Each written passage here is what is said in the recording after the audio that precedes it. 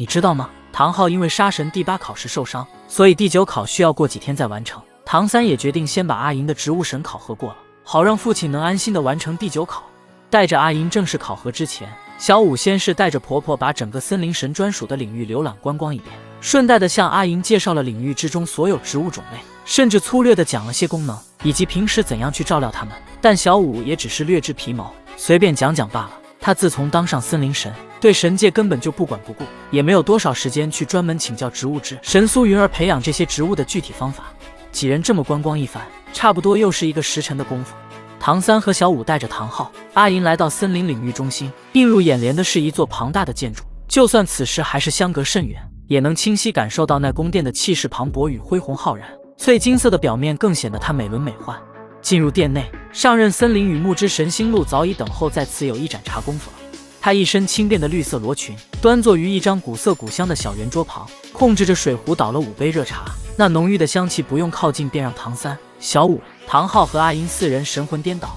看着此4人这偷偷用鼻子嗅探，像没见过世面的模样，星露浅浅一笑，抬起头显露出他那张晚风流转、顾盼生姿的绝美面庞。他声音也如森林中潺潺溪流。1个时辰便完成杀神第7考与8考，不愧是神界有史以来第1位双神的父亲，应了那句有此其父必有其子。唐昊向前一步，拱手躬身，前辈抬爱，晚辈只是赶上了时运。星露鼻腔里笑了一声，摇头道：虽然神奇传承难度恢复正常，可仍然是不易的，你能完成这么快，足以证明你的优秀。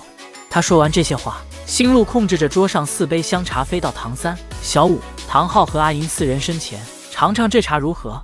后者4人也没有拒绝，细细品尝。唐三、小五是喝过的，是世间最顶尖的茶水。唐昊、阿银喝上这一杯，入口便感受到了浓郁的茶香，再然后便是体验到了那层次丰富的味道，说不出，无法形容。